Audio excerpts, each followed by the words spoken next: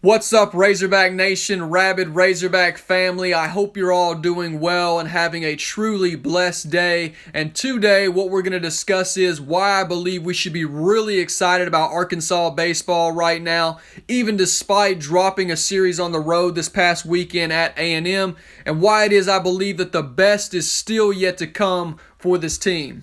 Now, the first thing I'm going to talk about is the offense, because that's undoubtedly the area that we, the fans, and even more so the team themselves, I'm sure, is surprised hasn't produced on a higher, more consistent level to this point. When it comes to the numbers offensively, Arkansas is right at or in the bottom half of the SEC in really every statistic.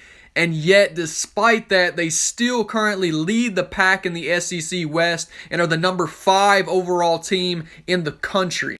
And for me personally, and seemingly for Coach Van Horn as well, if you've listened to some of his press conferences, that's actually really reassuring because this team is supremely talented. They are extremely capable of producing at that much higher, more consistent level. The Hogs currently have 4 players in the everyday lineup batting over 300, and it's not as though the other guys aren't capable of doing the same. I mean, think about it for a moment. If I would have told you before the season started that Robert Moore was going to have the lowest batting average of anybody in our lineup, you probably either would have asked me what I was smoking, or you would have assumed that Arkansas was going to be an offensive juggernaut with everybody else on the team batting around 350 to 400.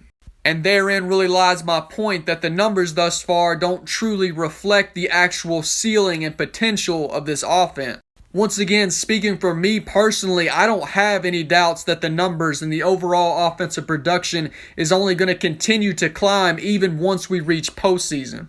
Think about a guy like Brady Slavens, who in recent weeks has battled from 215 to around 280 and now leads the team with 10 home runs. Think about Braden Webb, who started the season like 0 for 26 at the plate and has since climbed his way out of that massive hole to be batting around 250 with 9 home runs. Think about Zach Gregory, who's an absolute machine when it comes to just simply getting on base and yet has plenty of pop and power in his bat as well. I've already talked about Robert Moore, who we all know is more than capable offensively and yet currently has the lowest batting average in the lineup.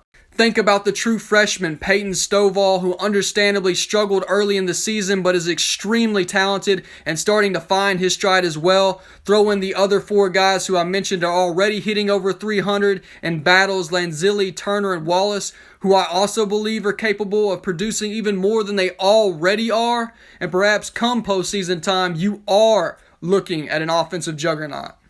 Then taking a quick look at the defense, pitching contrarily has been a very pleasant surprise and exceeded the majority of expectations coming into the season.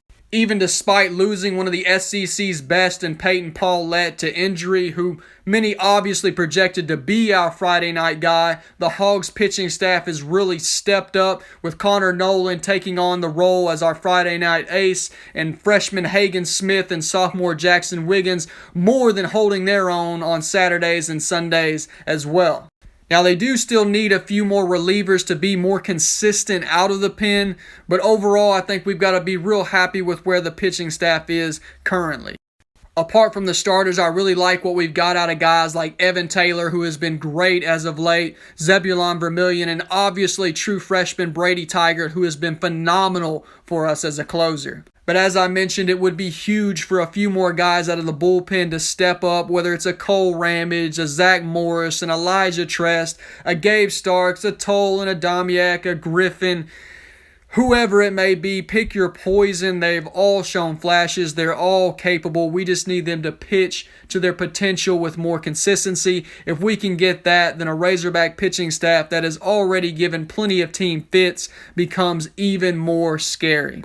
And then I don't even think we need to talk about fielding, because Arkansas is by far and away one of, if not the very best fielding defense in the country. The numbers back it up, and you don't have to have watched very many games to have seen it on display.